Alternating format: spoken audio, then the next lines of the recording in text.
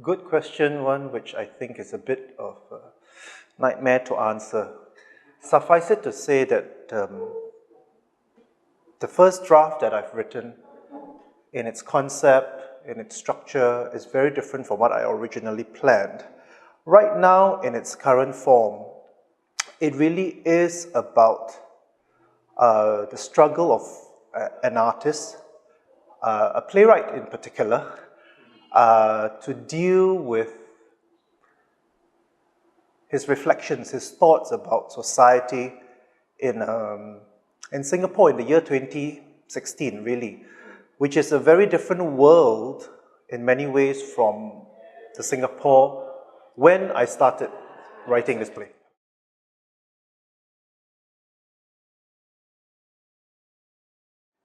When I started conceptualizing this many years ago, and even when I wrote the proposal for Center 42,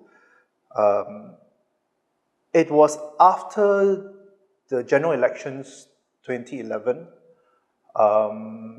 There was a certain feeling in the air that perhaps we had turned a corner as a society, as a country. Perhaps we could look forward to a bit more opening up, a different paradigm, a new normal. I think after 2015, it's very difficult to feel that way anymore. Following the death of Lee Kuan Yew, SG50, and GE 2015, there was a collective sense of, again, very deep reflection as to maybe we don't want any change. Maybe we are very comfortable with the status quo. Maybe there's a lot of anxiety in a world that is filled with change, that we want to try and hold on to the security, the stability that we have grown so comfortable with. And I think that the role, the position of an artist is always, to a certain extent, against that, against the status quo. Not because you want to be a rebel without a cause, but because you need to question the pressure points in society. You need to look deeply into the issues, even in a country that may appear to some to be a utopia. There are many issues, social-political issues, economic issues. In the best of worlds, there are many problems that we face, and these problems in many ways are ones that theatre has always explored. Since the time that I started watching theatre in the 90s, up till now. But having said all of this, has anything changed? Does theatre even matter at all? Are you speaking to anybody apart from the converted? And to take it one step further, maybe the playwright is just arguing and talking to himself. And maybe it doesn't change anyone's mind about anything.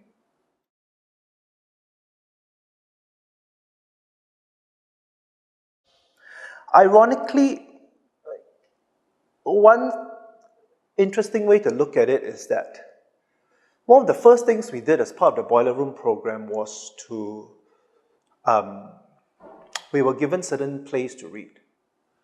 And one of those plays was called Copenhagen. It's a play that I watched many, many years ago, maybe 16 years ago in London. And I think that at a time when I revisited the play back in 2014 as part of Boiler Room, I found it very refreshing to see it again. But then after that, I put it away out of my mind because what I wanted to write was very different. Then I wrote a first draft. No, not even a full draft. Let's say half to two-thirds of a draft, about 1 year ago, and I knew that it just didn't work.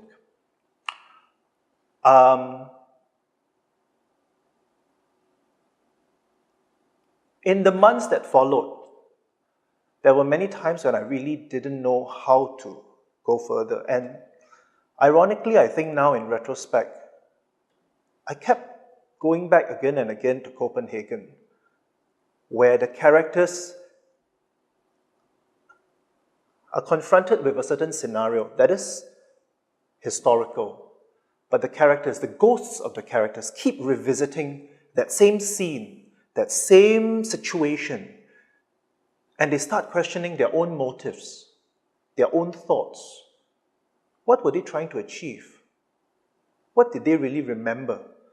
What were they trying really to do? Ultimately, it's not easy for me to sum up this whole writing experience easily.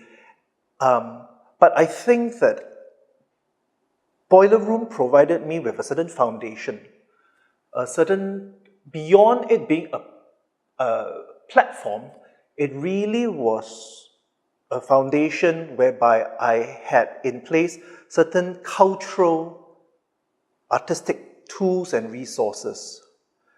And when I ran into a brick wall, because boy was 2015 a brick wall, I had no choice but to revisit those resources. And then to ask myself, well, what's the way forward? And I think, funnily enough, that very struggle, that very sense of where do I go from here? I'm running out of time, I'm late, became part of the first draft. The process became part of the product.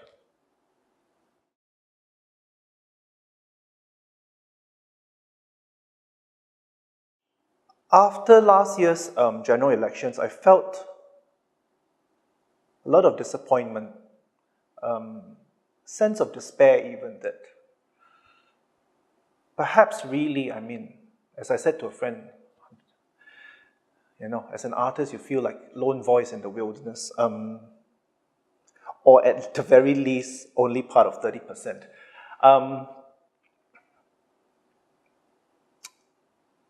I needed to take that disappointment and despair and to channel it.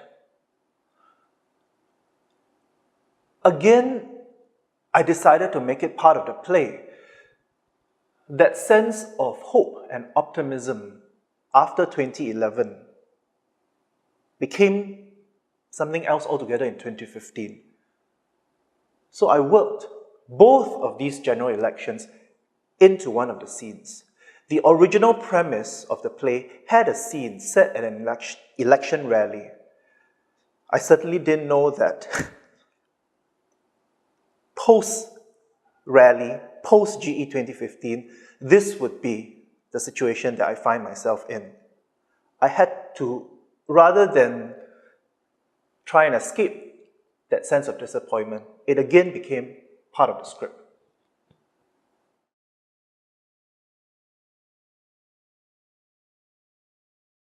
I think that one consistent theme that came up, whether it's within the context of Boiler Room or without, is that a deeper, more authentic sense of honesty, of artistic voice was required. Perhaps, just perhaps, the time for fictionalization, satire, parody, disguising, masking, pretending that it's about something else, someone else, some other universe, some other country, some other island. Perhaps the time for that is past. Why not we just say it like it is? Say what we want to say. Is that allowed in the Singapore of today? I don't know. Can we, instead of saying some great leader, can we just say it's about Lee Kuan Yew? I don't know. But I felt it was the way that I wanted to go, more and more. And eventually, when I did proceed down that path, I felt more true to myself.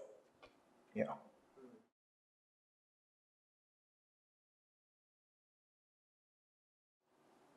I think the process and the first draft that is going to be read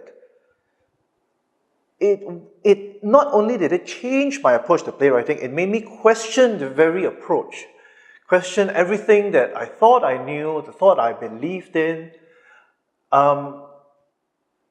If I want to say that people are afraid of change, then I better jolly well embrace change myself, right? I cannot rely on tricks and gimmicks that I've used in the past. No, I think I needed to really get down to the very core, look at myself very deeply in order to comment on the theatre I do, the country I live in.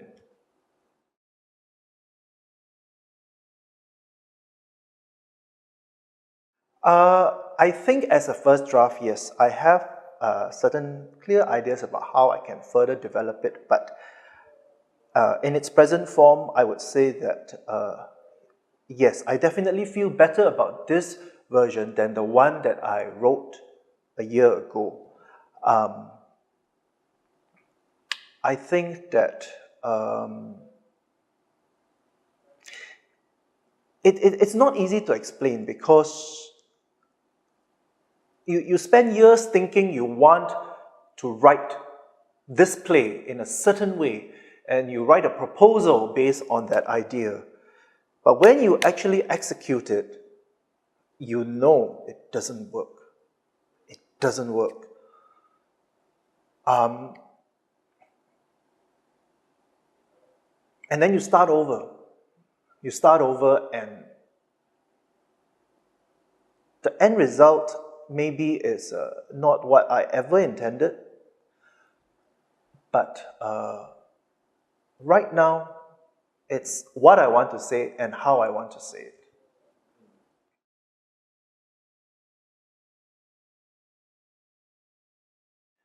Well, I hope there'll be further chances to present it. I think this first read will be very helpful to me in many ways because I really need to see the landscape as a whole. I really need to hear it in its entirety, in its present form. And what I want to work very much on are the transitions and the overall frame of it. But in order to do that, I need to know its component parts. And I think very much the read is crucial in that regard.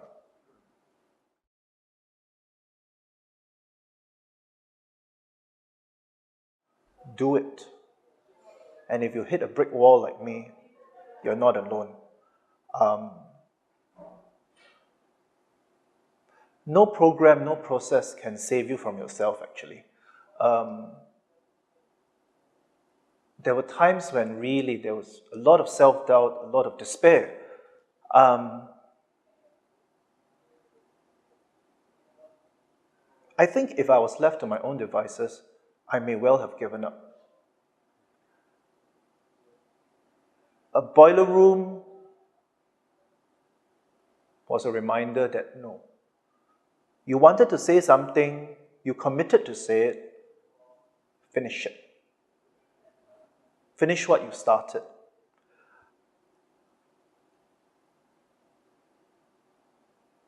To other playwrights, you can use it as an artistic resource. You can use it as a form of self-discipline. You can use it as a springboard. You can use it as a sounding board. But first and foremost, you have to be true to yourself.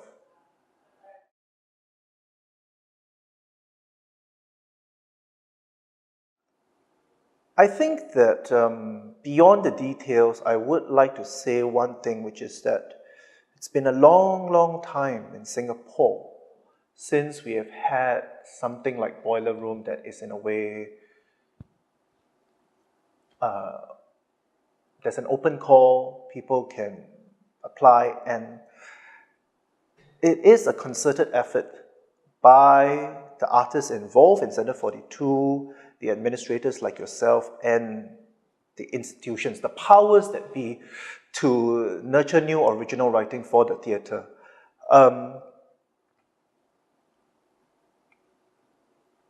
After more than a year, it's difficult for me to say how successful this program will be in the long run. I'm certainly grateful because it focused me. It focused my mind. It focused me in the task at hand. And I think that living in a country like Singapore, where you're faced with a lot of stresses as well as a lot of distractions, a lot of pressures, a lot of constraints, boiler room is a breathing space. It's a breathing space, and it's something that I hope will continue because we have so little breathing space in this country.